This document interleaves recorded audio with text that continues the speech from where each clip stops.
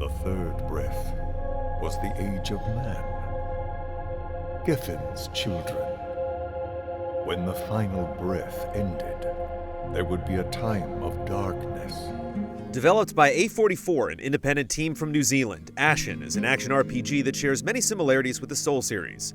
Though it may seem a bit too familiar at first glance, aspects like its world design, quest system, and seamless co-op help Ashen stand on its own. It was when a single great Ashen flew down to rest upon her boughs. Ashen takes place in a world that has gone through several cycles of light and dark. After a long period of darkness, the world is once again ready to be brought into an age of light with the coming rebirth of the Ashen, a bird-like deity that brought light to the world long ago. It's now up to you to find the Ashen and ensure its awakening. Ashen's many similarities to the Soul series are apparent in several forms, like the Crimson Gourd, your main source of healing, which has a limited number of charges and is refilled by resting in a ritual stone. Items can be consumed to gain currency, and when you die, you leave your currency behind, which must be retrieved afterwards. The combat also sticks closely to its inspiration. You can use light and heavy attacks with a one- or two-handed weapon, carry a shield to block, or evade enemies with a dodge roll, all while keeping an eye on your stamina meter. It can feel a bit stiff at times, but overall, its core mechanics are enough to keep you going.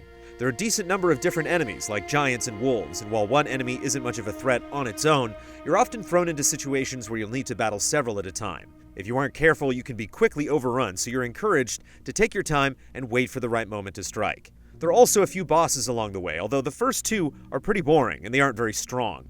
Thankfully, the quality of the bosses improves a bit as you progress, though they never really reach great heights. While Ashen may borrow ideas from other games, it does introduce some interesting concepts of its own. Instead of leveling up in a traditional sense using experience points, players increase health or stamina by completing quests or finding Ashen feathers scattered throughout the world. Since the side quests and exploration are already some of the game's strongest features, it feels like a natural way to reward progression. What a sight! Our world once more bathed in ashen light. Ashen's world is clearly divided zones, each with its own theme and enemies to fight. Instead of focusing on tight spaces, most of the areas are vast and varied. While the world is portrayed largely in dark grays, desaturated color palettes add character to different locations, and there are tons of interesting structures with loot inside. The first zone you get to really explore is a calm mountainside dotted with autumn trees and a flowing river. Later on, you traverse a broad and desolate land covered in ash and ancient ruins.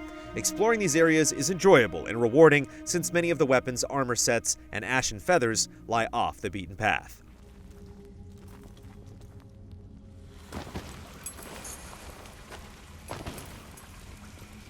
There are a few dungeon-like areas that are often very dark and require you to hold a lantern to navigate, preventing you from using shields or two-handed weapons since you need to keep one hand free to carry the light.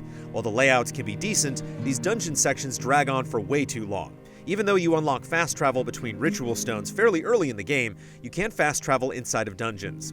You have to run all the way through a dungeon again if you leave and wish to return. This wouldn't be a problem if there were shortcuts you could unlock to make it faster the second time through, or if you could simply run past all the enemies, but you have to retread the same lengthy routes, and some areas require you to kill enemies to progress. It's a baffling design that doesn't add any meaningful challenge. It just makes the dungeons even more annoying to traverse.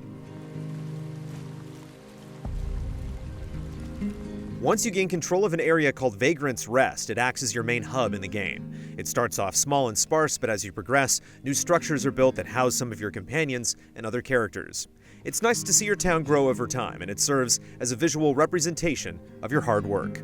Here, you can perform tasks like upgrading your weapons and equipping runes that add passive effects like granting more stamina or additional charges for your Crimson Gourd.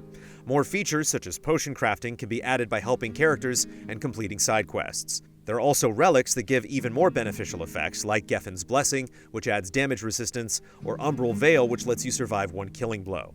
It's great to see Vagrant's Rest develop over time, and these additions allow for some player customization.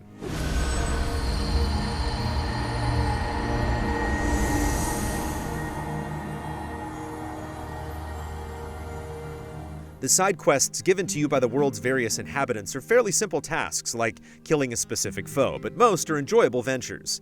Besides the more tangible rewards, each character's quest line helps to flesh out the world, contributing to Ashen's efforts to tell an intriguing story. These characters also join you in your adventures and aid you in combat, although their AI can be pretty frustrating and unreliable, especially in boss fights.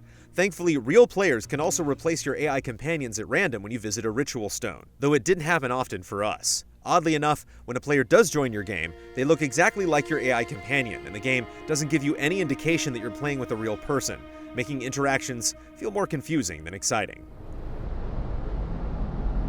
There's a decent amount of flexibility within the game's options, like being able to disable AI companions, disable multiplayer, or to get rid of a companion altogether if you wish to go it alone. There's also an additional mode called Children of Cisna that can be unlocked around the halfway point of the game that reduces your health and stamina meters, which is nice if you're looking for more of a challenge.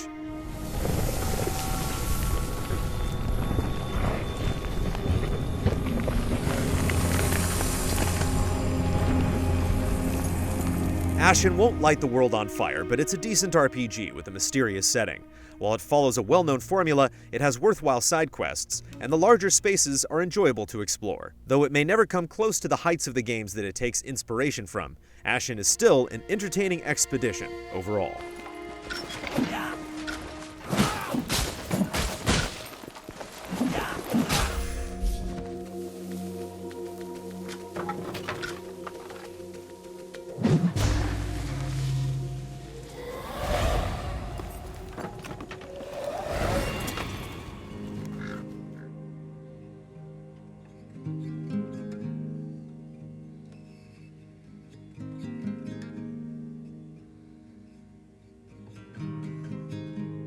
Easy Allies reviews are made possible by generous viewers just like you. If you like what you see, check out patreon.com/easyallies to help us make more. For just $1 a month, you can gain access to weekly updates, spoiler discussions, and exclusive shows.